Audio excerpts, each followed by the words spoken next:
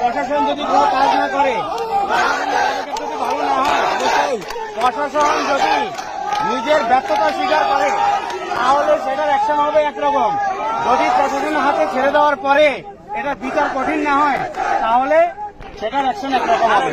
প্রশাসনকে আমরা দায়িত্ব দিয়েছি, যেখানে যেখানে আমাদের ভাইদেরকে বিঘ্ন করতেছে, বাধা সৃষ্টি করতেছে, যেমন এক চাচা আমাদের মুসলিম ধর্মাবলম্বী, উনি বলতেছে মানবিকভাবে মাইক চালান।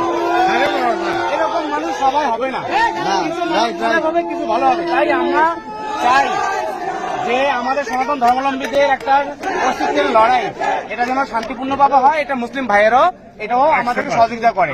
কিন্তু যারা মুসলিম নামে অন্য ধর্মের নামে দুষ্কৃতকারী ভিতরে ঢুকে বানচাল করতেছে, এটা ক্ষয়ক্ষতি করার জন্য, দাঙ্গা হাঙ্গামা লাগার জন্য, দেশকে অস্থিতিশীল করার জন্য, যেটা প্রশাসন দায়ী নিবে না, রাষ্ট্র দায়ী নিবে না, জনগণ নিবে না, তাহলে দায়টা নিবে কে?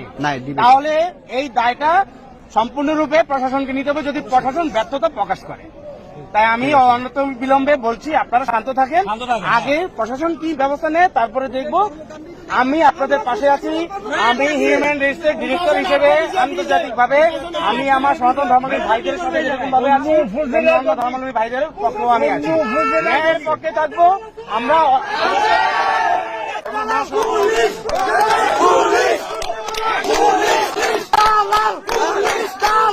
পুলিশ